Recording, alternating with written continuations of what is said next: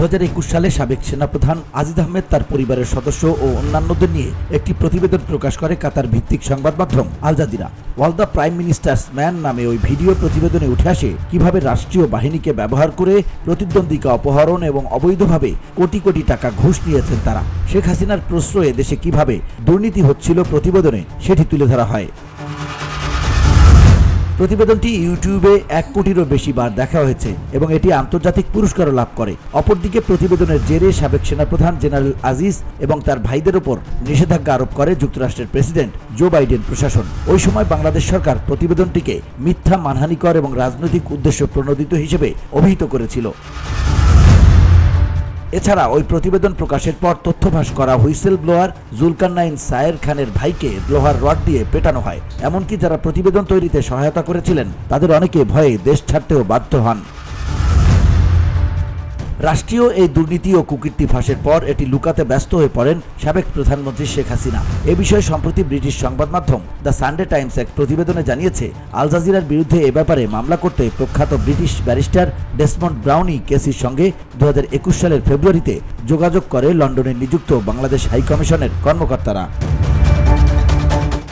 সংবাদ মাধ্যমটি আরও জানিয়েছে, গত 5 আগস্ট ছাত্র জনতার গণঅভ্যুত্থানের পর শেখ হাসিনার বাড়ি থেকে এই সংক্রান্ত একটি নথি পেয়েছে তারা। এতে উল্লেখ আছে ব্যারিস্টার ব্রাউনি এ ব্যাপারে সহায়তা করতে বাংলাদেশের কর্মকর্তাদের সঙ্গে বৈঠক করতে সম্মতি জানিয়েছেন। ব্যারিস্টার ব্রাউনি পরবর্তীতে ক্লার্ক উইলিয়ামস নামের এক আইনজীবীর সঙ্গে হাসিনার প্রতিনিধিদের যোগাযোগ করিয়ে দেন, যিনি যুক্তরাজ্যে ওই প্রতিবেদনের সঙ্গে যুক্তদের বিরুদ্ধে মামলায় সহায়তার প্রতিশ্রুতি দেন।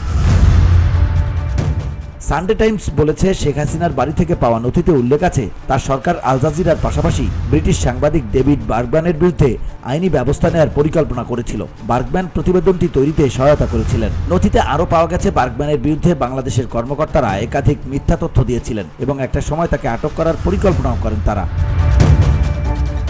সানডে টাইমস আরও জানিয়েছে, হাসিনার প্রতিনিধিরা আইনজীবী ক্লার্ক উইলিয়ামসের কাছে দাবি করেন প্রতিবেদনে অনেক অপূর্ণ তথ্য রয়েছে। এ সত্ত্বেও এটি হাসিনার মানসম্মানকে ক্ষুণ্ণ করেছে।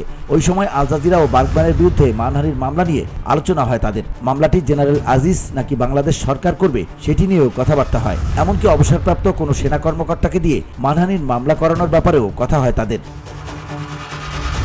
তবে যুক্তরাজ্যের আদালতে মামলা করতে চাইলেও শেখ হাসিনা সরকার এটি আর করেনি। এর বদলে ইউটিউব ও ফেসবুককে ভিডিও প্রতিবেদনটি সরিয়ে নিতে চাপ দিতে থাকে তারা।